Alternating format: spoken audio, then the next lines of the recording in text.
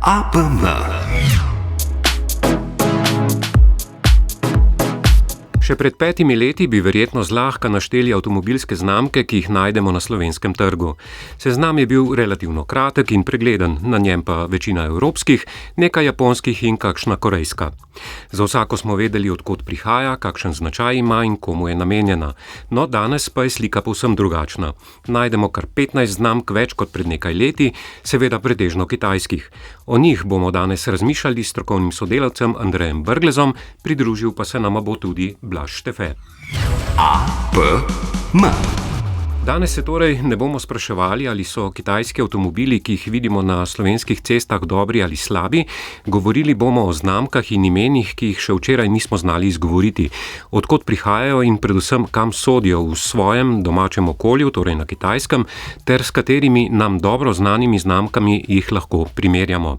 Skratka, nekako se bomo učili kitajsko in Andrej, Blaž Štefe nama bo v veliko pomoč. Blaž Štefe, lepo pozdravljeni. Lep pozdrav.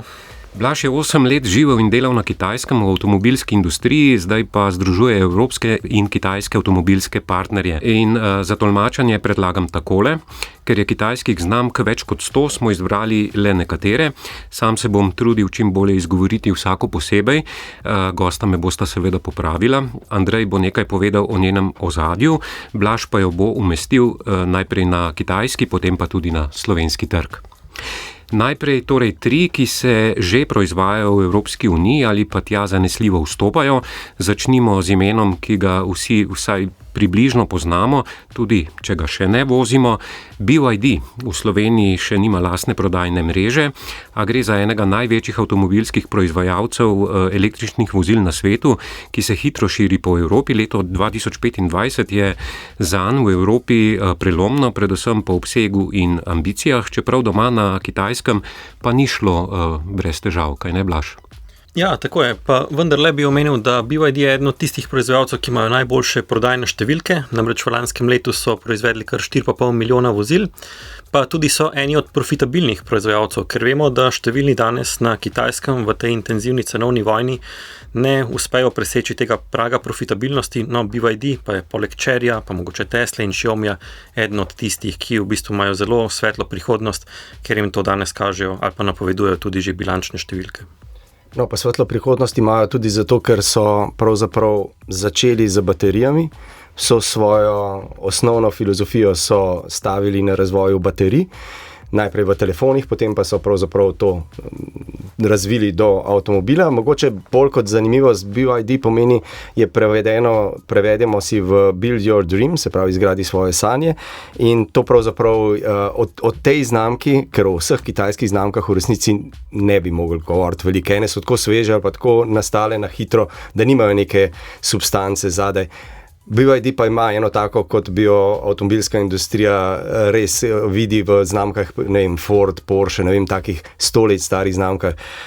Wang Chongfu, ni rečeno, da jaz to izgovarjam vse čisto pravilno, tako kot si ti povedal tudi pri znamkah avtomobilov, se rodil leta 66 v zelo revni družini, kmalu ostal tudi brez staršev. In potem s pomočjo družine dokončal študij, se lotil kemije in potem je zgodba naprej fantastična. Ne? Danes je to en največjih proizvajalcev sploh avtomobilov, električnih pa sploh. Ne? Da v tako kratkem času, ne bom rekel posameznik, ampak je res vezano na njega. Tudi danes podjetje zelo stoji, z njim je povezano. Tudi on postaja vedno bolj nekakšen guru, njegovi citati se širijo tudi izven meja Kitajske. Ne? Recimo nazadnje je rekel, da je najdražja stvar v industriji ni tehnologija, ampak je odvisnost od drugih, in to on zelo dobro ve, ker vse gradijo pri sebi sami. Ali pa recimo svež stavek lanskega leta, da kupovati tehnologijo je lahko mogoče hitreje, ampak razumeti jo je pa bistveno bolj trajnostno. Tako da to je ena taka zanimivost o tem res ogromnem sistemu, ne, ki v bistvu ni samo ena znamka. Ne. Pa še ena je zanimivost, BYD na začetku na Kitajskem ni bil BYD. Ja, tako je, res je. Torej, BYD ime odkot izhaja, če pogledamo po kitajsko, se mu reče BYD, ampak potem so pa Kitajci iskali nekaj takega, da bi prijetno zvenelo tudi v angleščini in seveda zdaj fonetično podobno se sliši BYD, torej BYD. Od tega so pa potem, na podlagi te kratice so potem si izbrali tudi svoj slogan, ki je pa Build Your Dreams. Pa če grem še na drugo vprašanje, torej ja, res je, BYD ni samo ena znamka. Pod znamko BYD imamo več palet. Ena paleta je na primer Ocean oziroma Ocean, zato tudi vozila, ki jih vidite po cesti, imajo imena kot so Seal pa Dolphin, torej morske živali, in to je neka osnovna paleta teh vozil. Potem nekoliko višji rang se mu pa reče dinastije, tam pa potem vidite vozila, ki imajo seveda imena po preteklih kitajskih dinastijah, to so pa Han, Qin, Tang in podobno, Ima pa BYD tudi res še samostojen brand, ki se mu pa reče Denza, torej DNZA po slovensko. Ta brand je bil pa ustanovljen v sodelovanju z Daimlerjem, torej z Mercedesom, in sicer do leta 2019 so vozila relativno uspešno proizvajali skupaj, torej šlo je za električna in pa hibridna vozila. Od takrat naprej je pa BYD pač to znamko v celoti prevzel in bi rekel, da je mogoče v nasprotju z našim standardnim pričakovanjem, od takrat naprej je ta znamka še bolj uspešna in bolj prepoznavna na kitajskem trgu, kot pa je bila mogoče pred to transformacijo. Pa še mogoče, da omenim par zanimivih funkcij, ki jih mogoče v Evropi še nismo vajeni. To vozilo ima elektromehansko vzmetenje, na podlagi katerega potem vozilo lahko izvaja različne trike, naprimer vozilo lahko celo skoči v zrak ali pa pleše in podobno. No pa, ko smo ravno že pri tem, bi pa omenil pa še en brand in sicer Yangwang.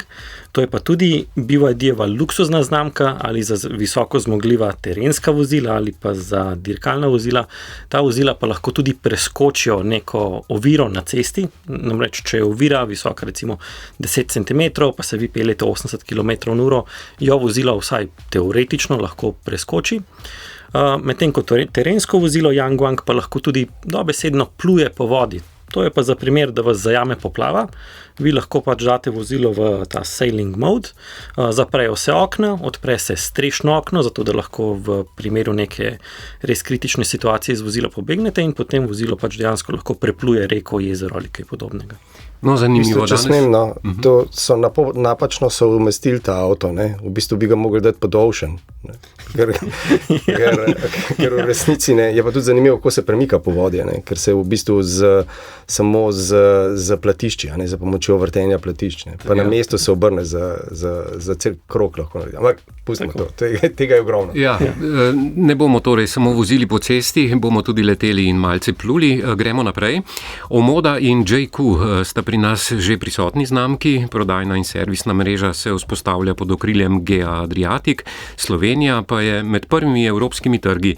Leta 2025 je zanjo predvsem v znamenju vstopa in postavljanja temeljev, bi rekel, ne lovljenja nekih volumenskih rekordov. Ja, jaz bi mogoče tukaj povedal malo ozadja. Torej, obe dve znamki, ki ste jih omenili, JQ pa Omoda, pripadata koncernu Chery. In če se ozremo samo 5-6 let v zgodovino, veste, Cheryjeva vozila niso bila nič posebnega, to so bili zelo nizkocenovna vozila, podobna recimo Suzuki Jimnyju, samo še cenejša. Če pogledamo danes, jaz sem bil recimo pred kakšnim letom v njihovem razvojnem inštitutu, pa tudi na parkirišču in tam vi vidite takole, lahko bi na hitro na oči ocenil, da je tam recimo 400 vozil na njihovem testnem parkirišču, pa to niso testna vozila za stranke, to so laboratorijska testna vozila. In vsak od teh vozil ima neko posebno karakteristiko, neko posebno tehnologijo, ki jo oni tam preizkušajo.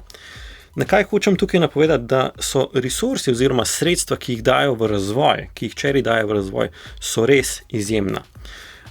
Tako da bi rekel, da je to znamka oziroma da so znamke koncerna Chery imajo zelo svetlo prihodnost, ker nas znajo zelo kmalu presenetiti tudi z nekimi posebnimi funkcijami, spet kot so lahko elektromehansko vzmetenje, obračanje koles v različne smeri in podobno.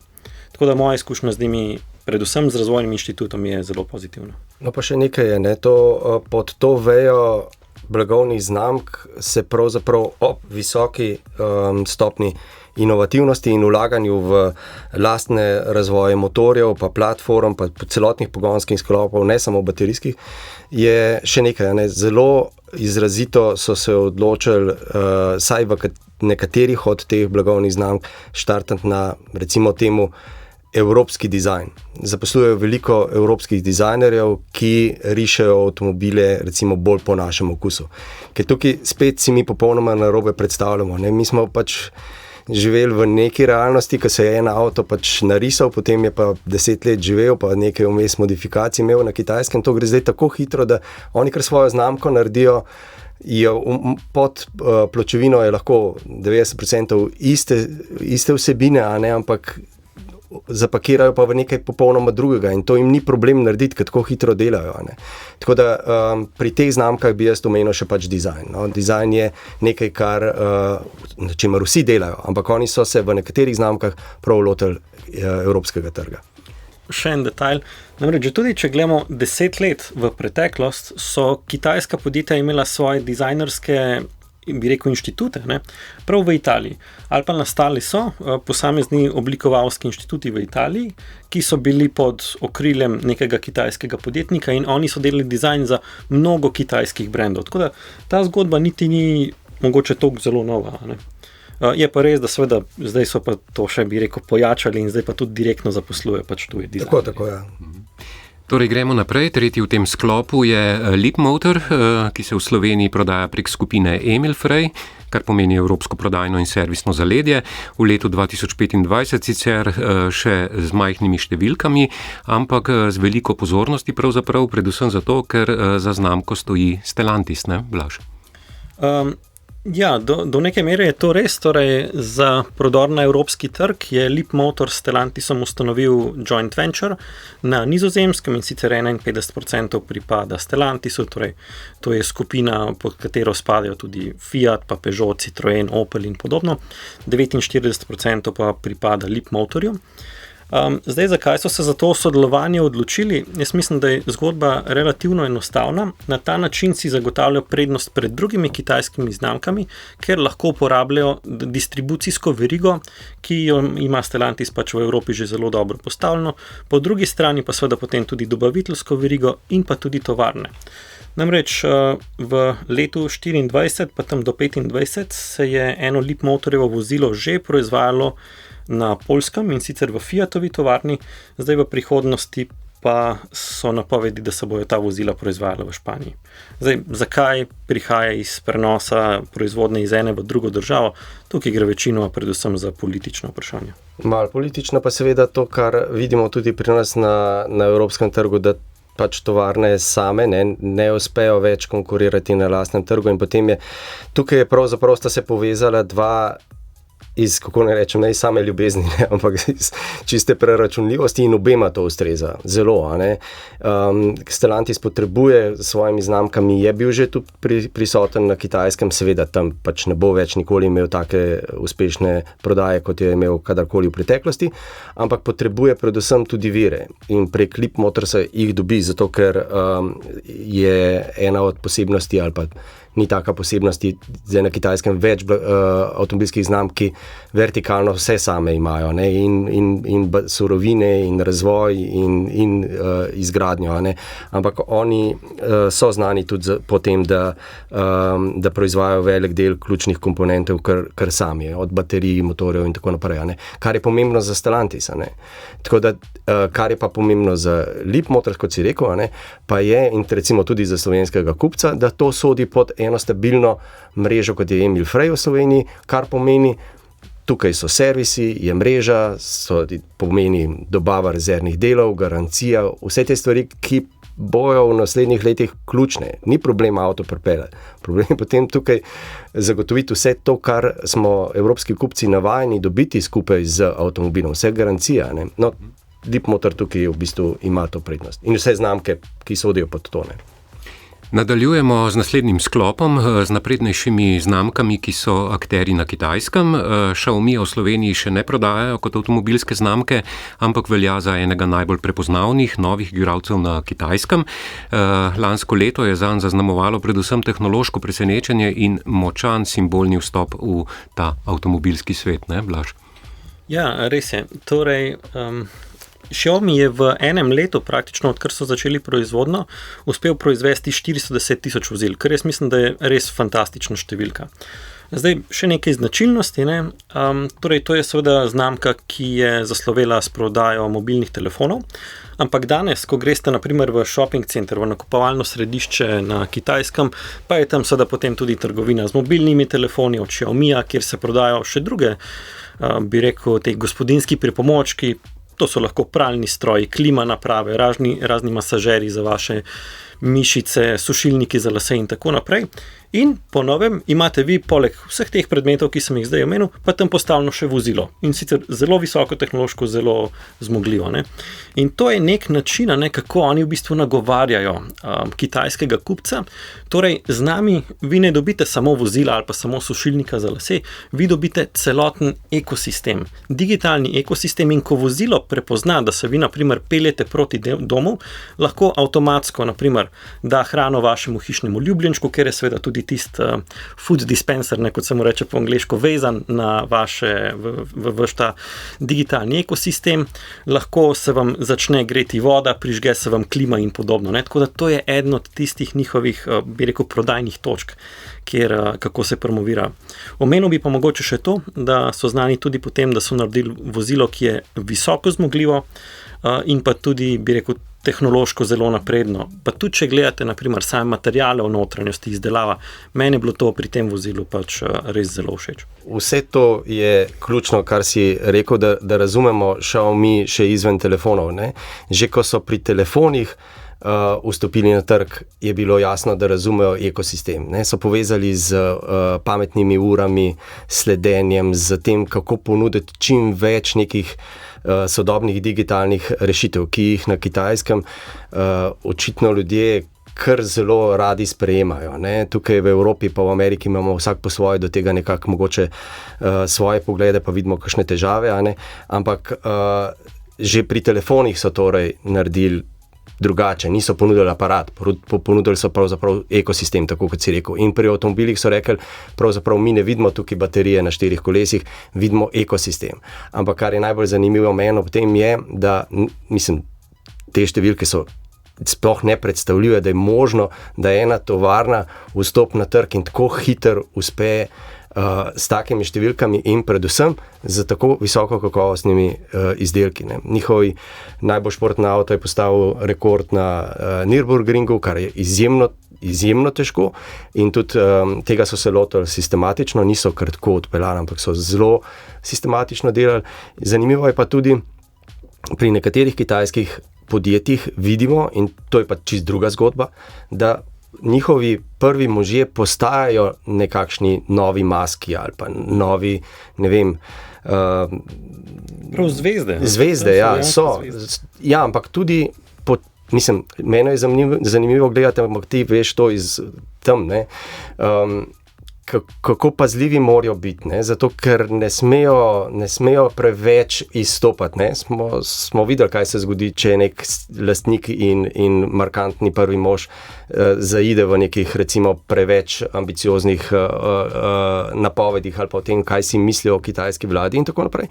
Tukaj so zelo različni ti prvi možje, vsi seveda še zelo sveže se spomnijo, da tega uspeha ne bi bilo, če ne bi država pač pomagala, ne? Pri vseh je tako, ne? No, ampak recimo pri Xiaomiju je tak, ko bi rekel, zelo markanten, zelo simpatičen, to je čisto drugačni ljudje kot Elon Musk ali pa kakšni drugi, ne? To so zelo stabilni, umerjeni ljudje, ki dajo jasno vedeti, da so z glavo in telesom in razvojem v podjetju. In recimo nedavno, pred nekaj dnevi, mislim, da so na 1. januar, ne, je objavil, mislim, da več kot uro trajajoč video, kjer skupaj z glavnimi inženirji razstavijo en avto in vsak del posebej razložijo in ga pokažejo. kar je seveda propaganda, v podporo temu, da ne samo, da prvi mož dejansko vidiš, da on ve za vsak del, kaj je, kako je narejen in kako kakovosten je. Tako da veliko manj nekih visokoletečih obljub pa dela, ampak kar trdo delo in zavezanost, da bo tudi jutri tukaj. Tako da to je meni prišel mi kar fascinantno. Gremo naprej. Drugi v tem sklopu je Link & Co., ki je v Sloveniji že seveda dobro prisoten, potem pa je tukaj še Zeekr, ki pa vstopa kot premijska električna znamka pod okriljem skupine South East Europe Automotive Group. V letu 2025 sta obe znamki sodili med vidnejše kitajske igralce pri nas, vsaka svojo ciljno publiko, ne? Ja, tako je. Jaz bi mogoče ti dve znamki umestil v mal širši koncept, namreč obe dve pripadata privatnemu koncernu Geely. Kot verjetno večina poslušalcev ve, je Geely tudi lastnik Volvota, pa lastniki so direktno ali pa indirektno potem tudi so lastniki Mercedesa, oni imajo tudi potem 50% Lotusa in tako naprej. Tako da sigurno zelo, zelo vplivna globalna korporacija na področju avtomobilizma. Kar bi pa tukaj mogoče tudi iz lastne izkušnje izpostavil, so pa ti izjemno kratki razvojni časi, ki jih je tudi že Andrej prej omenil. Namreč, ko je na trg prišel Zeekr 001, je bil to radikalno dober avtomobil, za kitajske razmere, pa vendarle, veste, ni bil po 3 letih potem facelift, ne, po letu pa pol je bila na trgu totalno nova sistemska arhitektura tega vozila. Torej, vozilo so v celoti prenovili od volanskega mehanizma, podvozja, vzmetenja in seveda celotnega tega digitalnega dela v smislu avtonomne vožnje, zaznaval, kot so radari, lidari in podobno, ne. Tako da jaz sem res fasciniran, s kakšno hitrost in pod kakšnim pritiskom se odvija ta razvoj in kako uspešni so pravzaprav pri tem. Ne. Veste, tudi na Kitajskem, če nekdo je kupil nov avto, pa čez leto pa pol pride popolnoma nova generacija, ta človek se ne bo nekako počutil, zdaj imam pa je staro vozilo. Ne, on bo v bistvu excited, kako napredna je znamka, ki jo jaz vozim, pa mogoče bo že razmišljal o tem, da on kar vozilo zamenja za nov tip. Ne. No, mogoče še spet nazaj k enim osnovam in prvemu možu te ideje o Geelyja. To je Li Shufu, jaz sem ga kar nekaj teh prvih mož teh novih znamk sem si kar vzel čas in jih na različne načine poskušal spoznati. No, ta je spet eno takih zelo zanimivih, kot pri BYD-ju. Začel je praktično v svojem lokalnem okolju turistom prodajati fotografije, ki jih je slikal na ulici, pa jim jih potem prodajal, potem je pa za resne posle začel delati za v bistvu hladilnike in tako. Ampak ključna njegova logika je v tem primeru popolnoma drugačna in to, kar praviš, da kar kupuje znamke. On je preskočil razvojne faze, kupil že znanja, največ ga je dobil seveda z Volvom, v super trenutku, ko je Ford Volvo dokončno izčrpal, ga je on kupil in kar je zelo pomembno, mene je to takrat zelo zanimalo, kako bo to izgledalo. Tudi na Švedskem ni bilo tako enostavno, oni so se bali, da bo zdaj to pomenilo, da je konec Volva ali pa da ga bojo izčrpali pa zaprli, prav nasprotno, ker je Li Shufu do takrat že kar veliko porazov imel v tej svoji razvojni poti, ker on je med tem že recimo najprej kupil en Mercedes, pa se ga razstavil, pa je rekel, da bojo naredili kar Mercedes na Kitajskem pod novo blagovno znamko, pa je bilo to tako slabo narejen, da noben tistih avtov ni kupil. Je bil tako jezen, da jih je z valarjem povozil potem na svojem parkirišču in tako naprej. Je imel nekih, kako ne rečemo, razvojnih faz, tudi čist osebnostnih, je tukaj že natančno vedel, kaj potrebuje. In je prišel z visoko finančno injekcijo in rekel, vi kar delite naprej to, kar delate. Za razliko od Američanov, ki so jih izčrpali. Je rekel, kar vi delite točno to, kar delate in tukaj imate denar, odprt ček. Samo razvijajte naprej. In seveda, jasno, vmes pobral vse in nesel na Kitajsko in potem naredil največjo tovarno za prevoz avtomobilov in jasno dal vedeti, da s tem gre ven. Tako da te znamke so tukaj spet kar širijo, kar polno je nekaj znamka. Ene so pod Geely, druge so pod, so visokotehnološke, so neke so cenovno niže, pa so za mlade, pa so za tako naprej. Tako da to se moramo pa kar navaditi. To pa je pri njih pač, ne rečeš, to je zdaj Peugeot, Citroen, Audi, Volkswagen, pa tako naprej pa gradiš. Ta je za mlade, ta je za te in tako naprej. Zanimivo, še tretji nam je ostal na kitajskem trgu, NIO. V Sloveniji še ni uradno prisoten, je pa v Evropi že pustil svojo sled, tako pozitivno kot seveda tisto opozorilno. Lani je kazalo, kako zahtevno je zgraditi pravzaprav celoten ekosistem in ne le prodati avtomobil. Ja, res je. Če se malo premaknemo nazaj v zgodovino, v leto 2015, takrat je NIO se še imenoval NextEV in kdor je mogoče spremljal Formulo E, mu je ta brand nekako poznan. Torej, oni so začeli najprej z dirkanjem in tam so se tudi naučili delati električna vozila, potem so predstavili neko vozilo EP9, ki je v tistih časih potem postavilo tudi rekord na Nürburgringu, šele potem so v bistvu oni svoja vozila tudi komercializirali. In ja, omenili ste to zgodbo v Evropi, ko ta ekspanzija ni šla tako zelo hitro, kot so mogoče pričakovali. Namreč oni so se jo lotili na način, da bi bila njihova ključna točka prodaje to, da ti lahko izmenjuješ baterijo. Se pravi, vozilo pripelješ na tako imenovan swapping station, kjer se pač tvoje vozilo samo zapelje, pač na neke nosilce, vozilo se dvigne v zrak in potem se baterija avtomatsko zamenja in potem vi lahko odpeljete naprej. Zdaj, izkazalo se pa je, da takšne postaje v Evropi mogoče ni tako enostavno pa tako profitabilno graditi kot na Kitajskem. Razlogi so pa tudi v tem, da ko na Kitajskem postavijo tako postajo za menjanje baterij, ta hkrati služi tudi za balansiranje omrežja, ker kot vemo, sploh zdaj s prehodom na te zelene tehnologije pa na sončne elektrarne imamo v omrežju velika nihanja, že naprimer samo ko pride v oblak in taka postaja potem omrežje lahko balansira in integracija v to evropsko okolje ni bila tako enostavna. Če pogledamo njihovo zgodbo na Kitajskem, pa v začetku, tam 2016-2017, ko smo rekli, da so komercializirali svoje vozila, so veljali za kitajsko Teslo in so bili v očeh mnogih, tudi mene, pač najboljši kitajski proizvajalci vozil. Potem pa po covidu se je pa zgodilo to, da so kar naenkrat imeli na trgu ogromno konkurence, ki je delala primerljive, včasih mogoče celo boljše avte, po še nižjih cenah. Tako da danes jim gotovo ni lahko, ker nekateri drugi, ti konkurenti, ki sem jih zdaj omenil, imajo lahko tudi boljše financiranje v tej intenzivni cenovni vojni, ki se odvija ali pa se je odvijala v zadnjih letih na Kitajskem. Meni je vsekakor NIO zanimiv, predvsem zaradi te filozofije, ki si jo omenil, menjave baterij. To dejansko oni so šli sočasno z avtomobilom tudi z to rešitvijo, s katero so se že spogledovali marsikateri pred tem, ampak nihče ni tako resno. Zdaj ne vem, na Kitajskem je tega kar nekaj, Mislim, če imaš tako avto, lahko tam dejansko to menjaš. To pomeni, tako kot si rekel, da ti ni treba zgubljati časa s polnjenjem. Mimogrede, tudi nisi lastnik baterije, Ko da padec vrednosti ali pa zmogljivosti baterije ni tvoj problem, Zato ker imaš vedno, to je tako, kot bi natočil nafto ali pa bencin v rezervoar, zamenjaš baterijo. Zelo obetajoča tehnologija bila že pred 10-15 leti, ko se je že eksperimentiralo s tem, pa Renault, pa Nissan, pa tako naprej. NIO pa prvi zares to res vstopil. Jaz si želim, da bi mu to uspelo, ker to ima svojo logiko. Bi mi bilo zelo fino to videti v Evropi, tudi zaradi vseh teh razlogov, ki si jih povedal.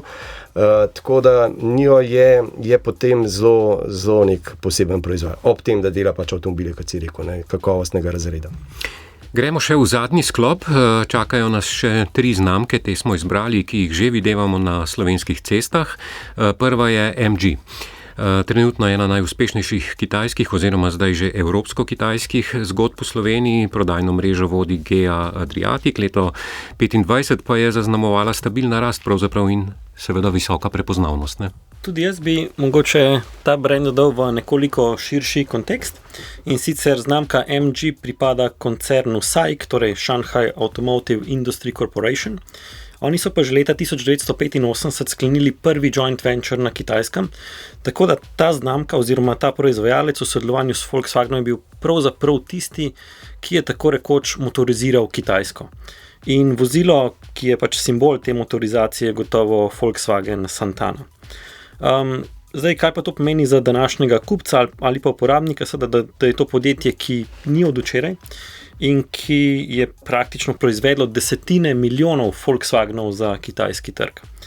Drugače pa iz tega koncerna na slovenskih cestah lahko vidimo tudi tovorna oziroma komercialna vozila znamke Maxus. Oni so pa tudi, torej SAIC, je pa tudi glavni partner General Motorsa za kitajski trg. Zdaj, odkjet pa izhaja brand MG, vemo, da je to pač angleški oziroma britanski brand, ki so ga oni kupili in mu potem vlili novo življenje, največ z elektrificiranimi pa s hibridnimi vozili. SAIC je ogromna, to ne moramo si to čisto dobro predstavljati. Mi če rečemo, da je Volkswagen velik, SAIC je ogromen, ne? In ima svojo zgodovino, tako kot si povedal, in ta je pomembna, jo moramo dati v ta kontekst. To se mi zdi zelo nujno, kar si povedal, da razumemo, da so oni pravzaprav nastali s Volkswagenom, ali pa to ni zdaj bilo mogoče malo pretirano reči, ampak ker je Volkswagen z njimi nastal na Kitajskem, ne? Ker številke, ki je Volkswagen delal 20 let, tam so ogromne, ne? In od česar je Volkswagen v Evropi, pa tudi dobavitelji imeli veliko, ne? So se pa seveda vmes naučili, ne? Kar pa se niso naučili, so pa dobili kar z neposrednimi povezave s partnerji, GM, ostali, veliko so jih imeli, ne? In nekatere imajo še zdaj. In povezava tukaj spet z stabilno, že uveljavljeno in zaupanja vredno prodajno servisno mrežo govori o tem, da to je znamka, ki bo tukaj, ne? Tako kot BYD ali pa Geely. Za teh zagotovo lahko rečemo, da bojo ostali tukaj. Ne? Mogoče ne z vsemi svojimi modeli znamkami, ampak zagotovo kot osnovni gradnik pa ne.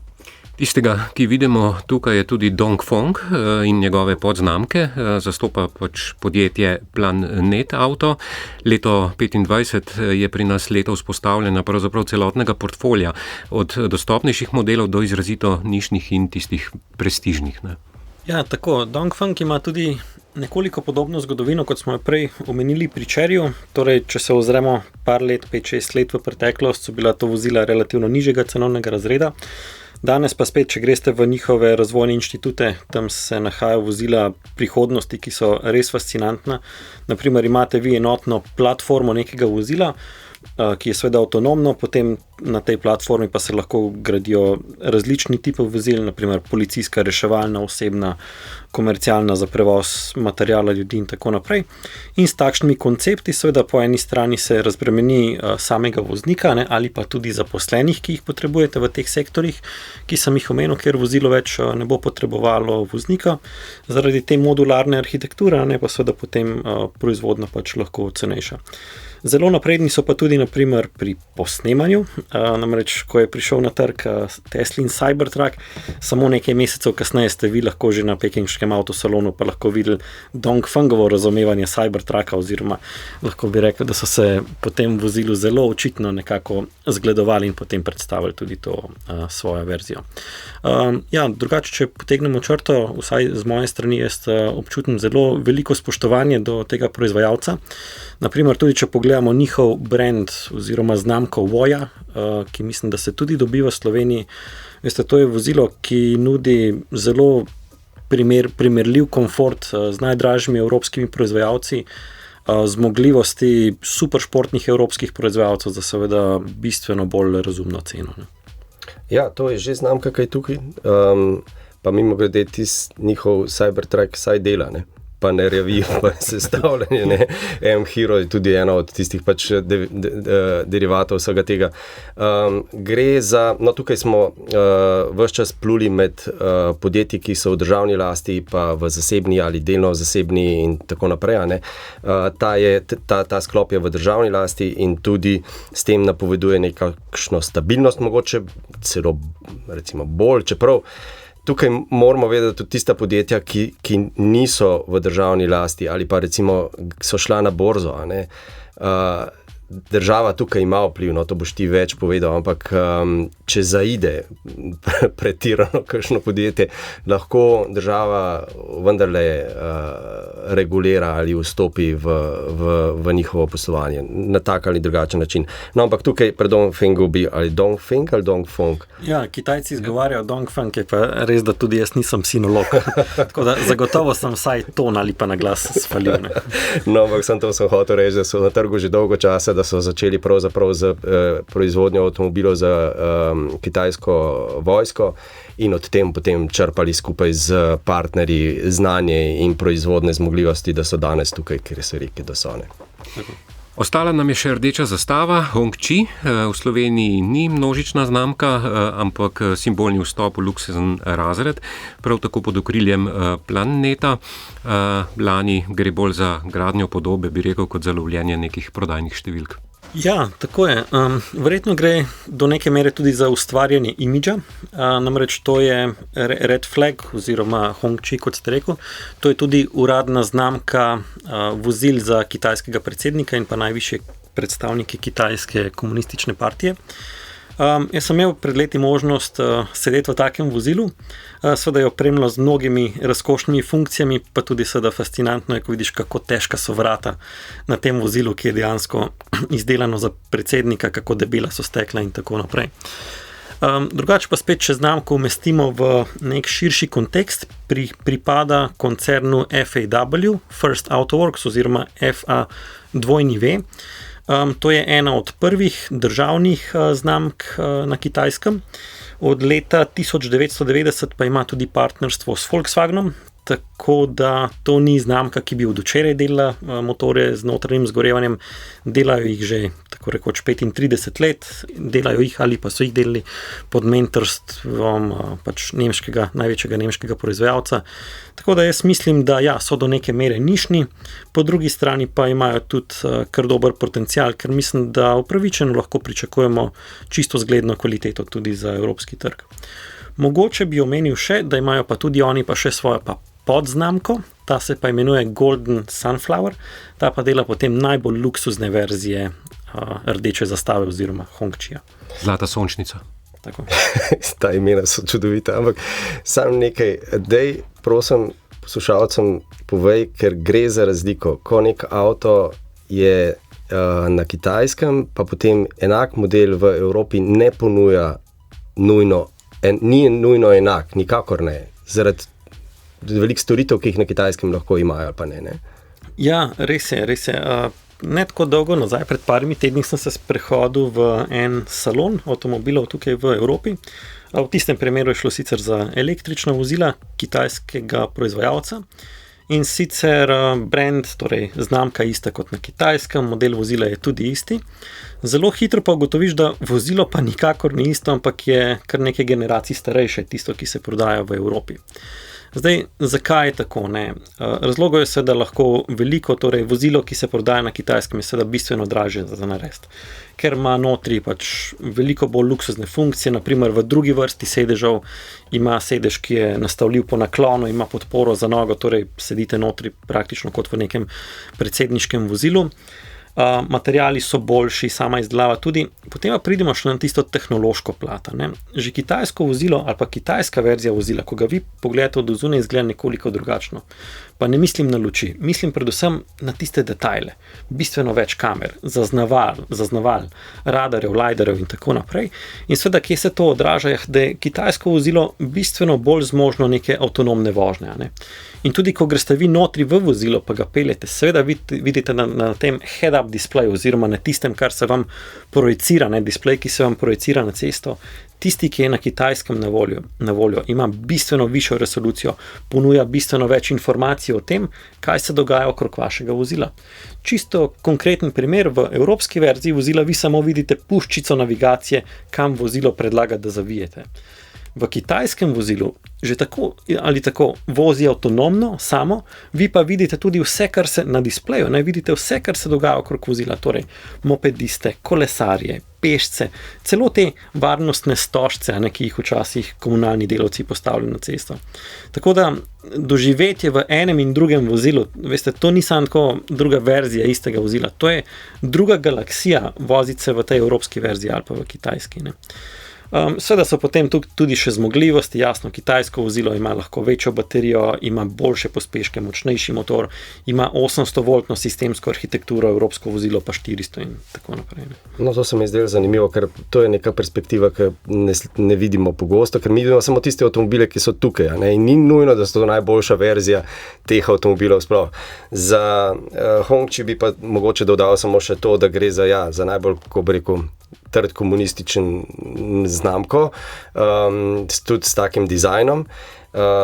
Mislim, da je bil prvi avto, ki so ga naredili tako za uradniško funkcijo, že za Mao narejen, predsedniški, in od tam naprej so oni hišni proizvajalec, tako kot si povedal, ampak to zna biti zanimiva zgodba tudi za tukaj, ali pa mogoče, mislim, za cel svet, vsekakor. Pa še nekaj, nekatere kitajske znamke se sistematično lotevajo posameznih trgov, Azije, pa potem recimo Afrike, Indije in tako naprej in kasneje Amerike ali Evrope, a ne? Nekatere grejo takoj globalno. To so zelo pomembni koraki, ki jih delajo. Zaradi tega, ker seveda si vsi želijo največjo maržo doseči, ampak ni vstop na vse trge enako enostaven, ali pa vstop na evropski in ameriški trg je seveda najbolj zahteven. In Hongqi je ena taka znamka, ki je zelo zanimiva, no, po vsem tem, kar si povedal, pa tudi nekoliko po politični noti. Dobro, začeli smo s 3 kitajskimi avtomobilskimi znamkami, ki se že proizvajajo v Evropski uniji ali pa tja zanesljivo vstopajo, nadaljevali z najnaprednejšimi znamkami, ki so akteri na Kitajskem in končali s 3, ki jih že seveda videvamo tudi na slovenskih cestah. Blaž, Andrej, morda še kakšna pomembna, ki je nismo omenili, pa jo seveda velja. Prej smo govorili o Xiaomiju, meni na misel pride Huawei.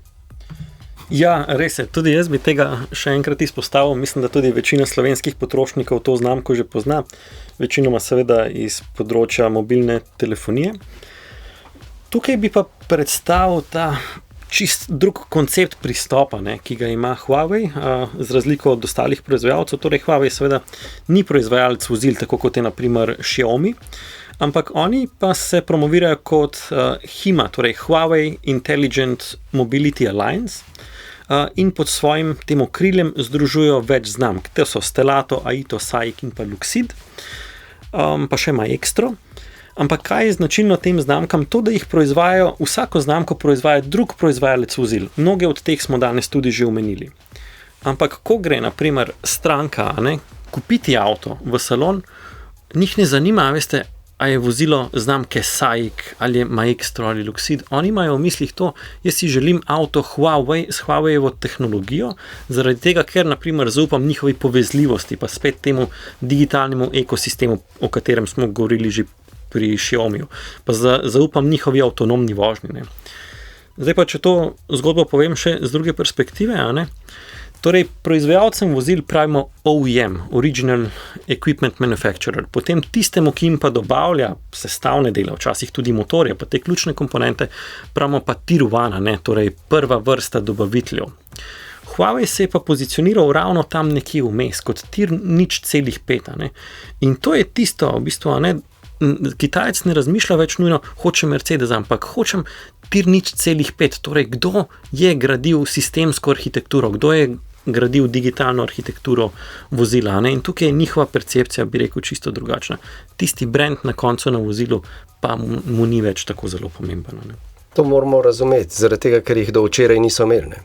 Ker je vse tako hitro prišlo, da mi moramo razumeti, da imajo več kot 150, 170 avtomobilskih znamk. To je izmešnjava popolna. Včeraj jih nisi imel, danes jih imaš. Ampak bolj pomembno se mi zdi to, kar si rekel, kar mi ne, ker to še lahko razumemo. Včeraj ni bilo, danes so pač tudi Kitajska v tem super hitrem premikanju, je človek bolj dovzeten do sprejemanja novosti, pa še pač mlajši so od Evropejcev. Tako da to lahko na nek način še razumemo. Kar pa težje mi se predstavljamo, zato ker oni to izkušnjo že imajo, pa točno to, kar si rekel. Avto razumejo kot ekosistem nekih storitev, ne samo konji, lega na cesti, ne vem pa dizajn. Ampak dejansko ti imaš, vidiš, čutiš povezljivost ure, telefona, hiše, avta, operaterja, ker ti dejansko ponuja informacije, lahko kupuješ, lahko delaš, lahko vse živo, a ne? Mi tega nimamo. Mi največ, kar povežemo, je Bluetooth telefon za to, da se pogovarjamo. To je kamena doba v primerjavi s tem, kar lahko en navaden kupec, recimo srednjega razreda na Kitajskem doživi. In to je tisto, kar smo mi v preteklem letu večkrat že povedali, to nas čaka. Mi bomo vstopili v ta svet in v ta svet nas bo pripeljale tudi evropske blagovne znamke. Sej to znajo narediti, ampak tle je večji prepad med tem, kako smo mi kot uporabniki to pripravljeni sprejeti. Tukaj je Kitajska prehitela cel svet, zaradi nešteto razlogov, ne samo tehnoloških. No. Jaz bi sam še eno, ne kitajsko zmogoče za proti koncu, to je pa vietnamska Vinfast, to je pa tudi super zanimiva znamka, ravno tako sloni na enem gospodu, ki je začel za prodajo nudelcev, potem pa zdaj ima pa blagovno znamko avtomobilov, ki je tudi že na slovenskem trgu. Jaz bi mogoče se pa še navezal na tole Andrejevo izjavo, ko je rekel, da je v bistvu kitajska stranka relativno mlada. Naprimer, statistika pravi, da povprečna starost kitajske stranke, ki kupi vozilo Mercedes S razreda ali pa BMW 7, je tam 37-38. To je povprečna starost, kar pomeni, da večina jih je pod to starostjo. Seveda so pa to stranke z veliko kupno močjo in pa dovolj mlade, da so zelo dojemljive za nove tehnologije. Ne? In zato mogoče na Kitajskem ni tako zelo težak prodor visokotehnoloških vozil na trg, kot je mogoče to v Evropi, kjer je stranka z visoko kupno močjo pač precej starejša. Ne? Lahko samo eno vprašanje, ker lansko leto na Kitajskem sem se veliko ukvarjal s tem, kako pa lahko ta 37-letnik kupa avto, ker vendar tudi na Kitajskem stane kar premoženja. Ne? In je ravno tako kot v Evropi in druge po svetu nakup avtomobila drugi največji izdatek v osebnem ali pa družinskem proračunu. A stopijo družine skupaj, pa mu pomagajo kupiti, ker vsi nimajo tako visokih plač. Torej za ta srednji razred vozila ali pa višji srednji razred tukaj definitivno.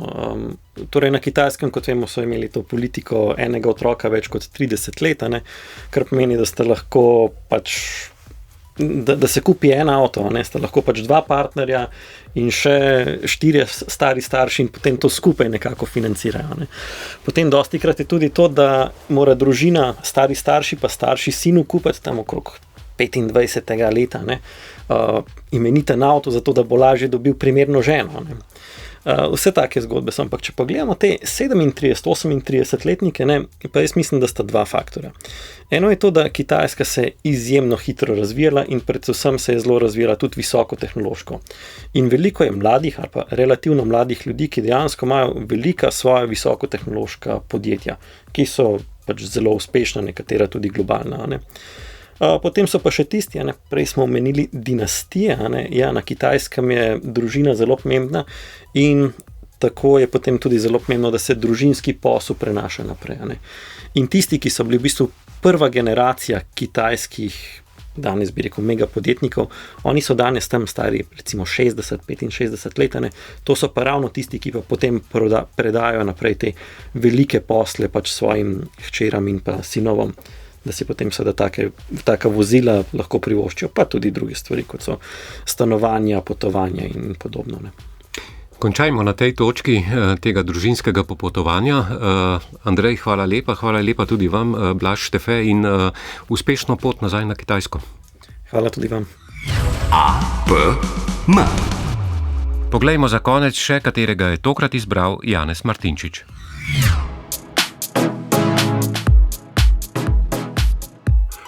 Najprej o novosti. BMW je zdaj tudi k nam pripeljal prvo serijsko proizveden model nove klase iX3.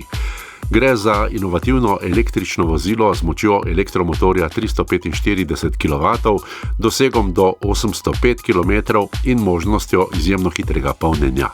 Začetna cena za vozilo znaša 69.900 evrov. Ob predstavitvi novega avtomobila so obelodanili tudi sodelovanje BMW-ja s podjetjem Sipa Boards. Skupaj so razvili samonapihljiv SUV z električnim motorjem, ki naj bi zagotavljal več varnosti na vodi. Ponujali pa ga bodo v prodajnih salonih znamke BMW tudi marsikje v tujini. APM. Mi sicer že nabiramo kilometre z novimi modeli avtomobilov, sicer pa smo v tem tednu zaključili z akcijo za izbor slovenskega avta leta 2026. Po glasovanju avtomobilističnih novinarjev je to postala, kot ste verjetno že zasledili, Renaultova električna petka. Nekaj električnih je vedno več, mi pa danes v avtu, ki ga vsaj malo tudi poganja elektrika. APM. V novo leto nas je zapeljala Corolla Cross, ki je po 5 letih doživela prenovo. Ta Toyotin model je bil že do sedaj na videz ne prav pretirano izstopajoča pojava, sicer pa precej preprosto, vendar uporabno zanesljivo družinsko vozilo, ki ga je krasil učinkovit hibridni pogon. Z njim imajo pri Toyoti zares bogate izkušnje. Corolla Cross, ki je zdaj daljša in višja ter tudi nekoliko bolj dvignjena od tal, je tudi po prenovi ohranila vse te osnovne lastnosti, dodali pa so nekaj manjših osvežitev in tehnoloških izboljšav. Preoblikovali so masko, v novem odbijaču sta meglenki, med novima bilet žarometoma poteka svetla linija, drugačne so zadnje luči. Nekaj manjših sprememb lahko opazimo tudi v kabini. Bogat paket opreme Executive prinese tudi sistem 4 kamer, pomoč pri parkiranju, pa usnjene sedeže, sprednja sta ogrevana, voznikov je električno nastavljiv tudi po višini. Tudi notranjost je enostavna, toda urejena, potnika spredaj se peljeta zelo udobno, 2 zadaj tudi, 3, če so šibkejših postav. Ob tem prav pride tudi možnost prilagajanja naslonjal zadnjih sedežev, čeprav več udobja zadaj sedečim pomeni manj prostora v prtljažniku, ki sicer pogoltne za 473 litrov prtljage. Pogonska kombinacija je torej hibridna. Vgradili so 2-litrski 98 kW bencinski motor, v pogonski sistem z menjalnikom CVT pa je integriran 83 kW elektromotor, baterija je pod zadnjimi sedeži. Sistemske moči je za 131 kW, tako da je vozilo lahko precej živahno, toda voznik ali pa recimo kar avtomobil se bolje počuti med umirjeno vožnjo, predvsem iz 2 razlogov. Brezstopenjski menjalnik CVT v tem primeru deluje tiho in brez kakšnih neprijetnih sunkov. Ob odločnem pospeševanju pa postane izjemno glasen in ga ni prijetno poslušati. Poleg tega je poraba goriva, predvsem pri vožnji pri nizki hitrosti, recimo po mestnih ulicah, zelo prijazna, brez težav tudi občutno pod 5 litrov. To je pravzaprav smisel hibridne tehnologije. Če vozimo z občutkom in brez pretiravanja, lahko dosežemo res nizko povprečje porabe. Pri tem pomagajo tudi stikala na konzoli, lahko vozimo bolj dinamično ali varčneje, pomembna pa je tudi možnost premika prestavne ročice iz položaja D v B, ki zagotavlja bolj izdatno polnjenje baterije. Povejmo še to, da je podvozje Corolle Cross precej čvrsto, to pa pripomore k zanesljivi legi vozila na cesti, obenem pa mehko pelje tudi na neprav gladkih podlagah in tako zagotavlja prijetno družinsko vožnjo. Cena take Corolle Cross, še brez 4-kolesnega pogona, že preseže 40 000. Avtomobil, promet, mobilnost.